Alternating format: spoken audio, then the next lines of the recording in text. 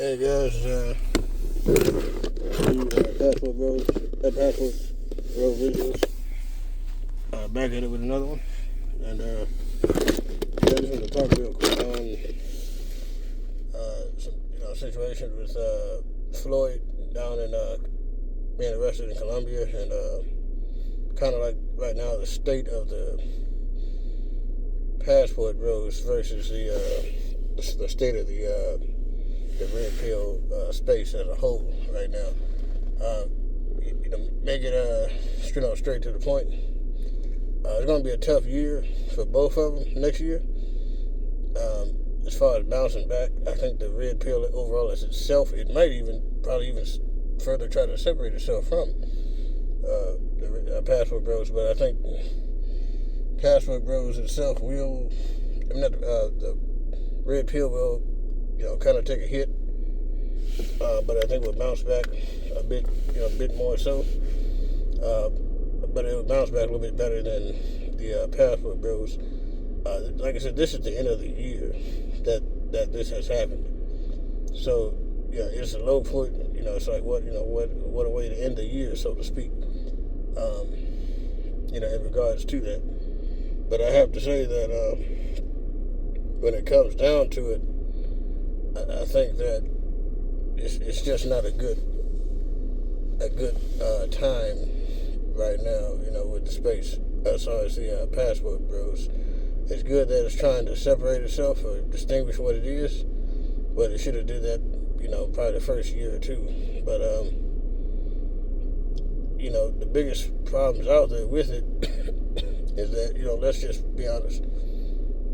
Floyd he may not have necessarily, been involved in that way with underage children, underage girls, but he definitely was working with people who are into that and do that. So I think because that's what he was doing, it's wrong. It's definitely true, and he definitely showed that he had these problems, and he is a guy, I think, who is probably constantly picked on in life, especially by girls, based off how he is, how he comes off. I think it made him bitter enough not to look at, what their perspectives or points is in regards to himself. And I think he just stayed recluse inward, and he just focused more on. He didn't focus on himself, but he definitely just focused more on their respective flaws, so to speak. And I think that's what people like him do. And he definitely found the passport bros. Either way, Austin still brought him into the space regardless, and Austin has to take the blame whether he likes it or not. Because in the day, Austin is still a passport bro. Floyd still a passport bro. And Jay Rillo is really the exception, because he never said he was passport bro. He always separated himself from it. But you have to look at why he separated himself from it, or you want to say Floyd did the same thing. That's why I disagree with BMT saying that he never claimed that. That's the problem. He did claim, he always said he was. Austin brought him in, which he called that point out. But the problem is trying to say it's an ideology. You got individuals trying to corrupt the ideology because you're not doing what you need to do to gatekeep. Sometimes gatekeeping is not just keeping somebody out or something. It's having them in the fold, keeping them from affecting what you're trying to do. When Jay Rello was out in Thailand, or was going there, what's his name? You may say Zoom to Thailand. You may say Chocolate Man to Thailand. You may say Tom Luncheon. But specifically Chocolate Man and Zoom to Thailand, those guys should have, took him under his wing, not to promote him, but to keep him out of trouble and to gatekeep Thailand as much as possible. Sometimes you got to keep them in the fold to protect what you guys are trying to build, so to speak. That's the same in Brazil, the same Vietnam, Thailand, Philippines, all these different places, South America. all these different places, these guys, you need to be kind of held into the fold. And that's the same with Floyd. Despite his, his problems, that could have helped him, pull him away from, from the dark side, so to speak. Because, like I said, he's been gone a few times out to space. It just kind of disappeared. And that's more than enough time to kind of link up with these nefarious people that he was hooking up these young girls with, And that's probably what he was doing, and he's probably using this to make money. He probably was making a decent amount of money, too, from this type of activity. But the good thing I did find out, which was funny, because earlier this year, like I said, he talked about it on his live because it came up again about him, potentially liking or being around young girls or something. He said the age of consent is like 14 and 15 in Brazil and Colombia. Okay, that's not good at all. But the good thing is, as soon as the situation happened with Floyd being arrested, I find out that, hey, wait a minute, our laws, if we travel overseas, our laws still apply to us. So if he were to have did that with a young girl, he can still be arrested. He may not be arrested. He may be good in the eyes of like Colombia or Brazil, but he's not good in the eyes of the other USA. So he can still get arrested for that, despite that not being on American soil, which is a good thing. So, that's how I found that part out. So, but Floyd, like I said, he disappeared a few times. He's definitely talked about Colombia and Brazil a lot more over the course of this year, and I see why now. That's why he was kind of pushing it, going down there as much as he has. And people have been saying this for like at least after that first year with Floyd. People have been saying this about him in regards to young girls and things like that potentially. As there was a situation here in the States, he never necessarily spoke about. You got to say, hey, you got to super chat him on the live or something to talk about it. So he did something nefarious, and that sort of behavior has definitely led him to those types of people who do those types of things, with minors and all that sort of stuff. So, that's the big problem right there with people like Floyd. But like I say, guys like him, like I said, he's probably picked on constantly. He probably became bitter. He probably couldn't look outside of himself to look at other people's perspectives. And he probably used that to just, everybody else is the problem except for himself. And I think that's what stunted his growth. Like I said, he's 30 or 29, 30. This would help stunted his growth for him, and it kind of shows why it kind of led him down that path to be around those types of, people, to do that sort of stuff. Because some of the girls he did bring on, there was a couple that looked because before it was like some of the girls are kind of older, even to him, like younger, but kind of older. Then some were kind of like around his age, and then the rest were kind of like, questionable as far as how they look. It could have been just how they physically looked, and they may have been an adult, but it kind of kept popping up. Like some of these girls look kind of questionably young. You know what I'm saying? You can't just tell an adult lady if you're dressed kind of, just like a young girl. People can kind of tell. But I think, there was some questionable things with that, with Floyd.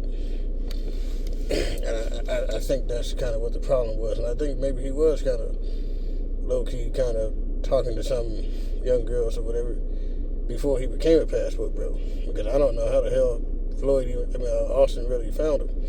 And Austin knows that he's in trouble too. because of the situation. Like, I think Colombia is next door to Brazil, so Brazil definitely got wind of it. So they're definitely going to probably reinvestigate his situation in Brazil. And try to do something with that. Because he's never been back to Brazil. I think he claimed he'd been back once. At least I saw like a clip of him saying that he did, showing that he did. But that was, if it was very short-lived. But that was like a year after that incident. So, but like I said, this is definitely motivation for them, fuel for them to reinvestigate that situation. And like I said, it doesn't matter what he say in regards to the passport bros. He's he's still that, and he's still part of the problem. He never got rid of the tattoo. He altered it. That's what he is. He's still a passport bro. My issue with BMT, Aaron Ferris, is that, you know what I'm saying,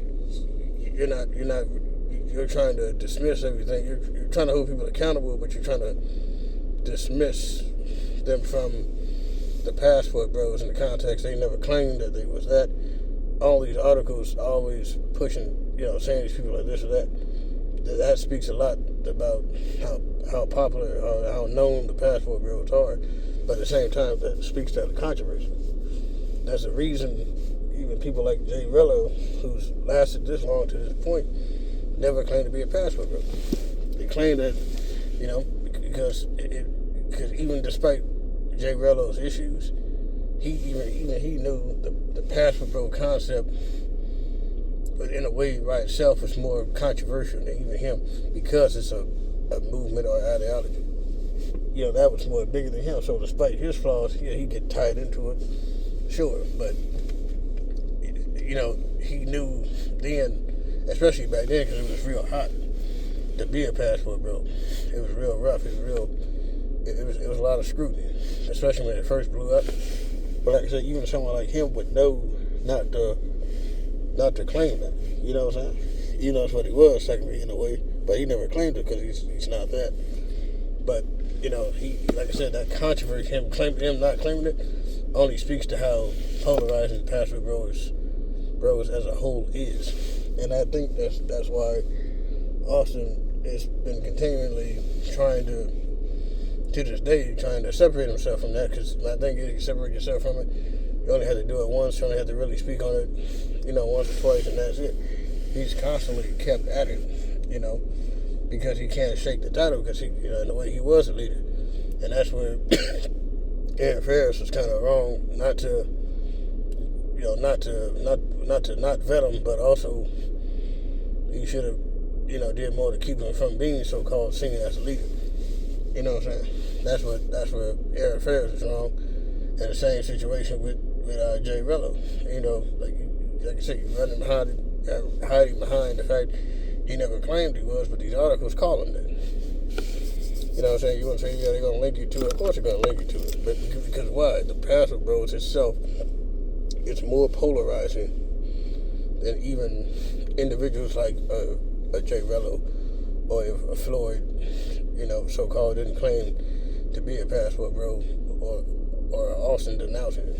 You know what I'm saying? It's too polarizing in and of itself, especially when they're all guys kind of, all connected to the passport bros. I mean, even with Jay Rello, as far as like, meeting other passport bros, talking with them, he's tied in, he's associated with it. He's associated with passport bros, he's not a passport bro, but Jay Rello's associated with him. So it's guilt by association. But like I said, even someone like him, despicable as he is, separate himself from it. Like I said, that just speaks to how polarizing and how problematic people feel the concept is of the passport bros. And it's worse when they do things like Jay Rello and now Floyd, Austin and Kid Greatness. You know what I'm saying? So right now it's just a tough thing. But that's just what it is right now. So I haven't really seen the updates. I'm gonna have to do another video and see in regards to Floyd. But like I said, I just know it's going to get worse going forward as of next year. It's just going to get worse. I think Austin would definitely take some more criticism. I think he might even get like a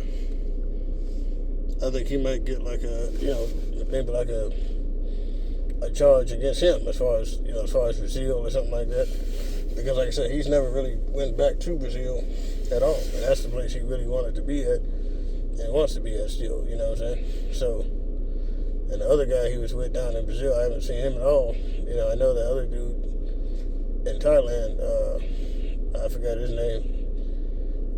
He's kind of low key now, but like I said, this passport bro thing is going to struggle next year. If it were to bounce back, it won't be as much as compared to, at least for next year, it's not going to be as much compared for the red pill. Man, next year I wouldn't be surprised if some of the red pill space as a whole separate itself or distance itself from the passport bros. Because like I said, Aaron Ferris don't want to admit, he admits how polarizing it is, but he doesn't admit how negatively polarizing it is as far as how many people really dislike it, and he wants to throw all of them in the context of haters being haters, and that's not really what this is. You know what I'm saying? Because you can't make this movement and not, or make this ideology and not have some accountability towards the people in the space. You coined the term, passport bros, made the app and everything. You need to be more holding people accountable in the space as a group. And like I said earlier,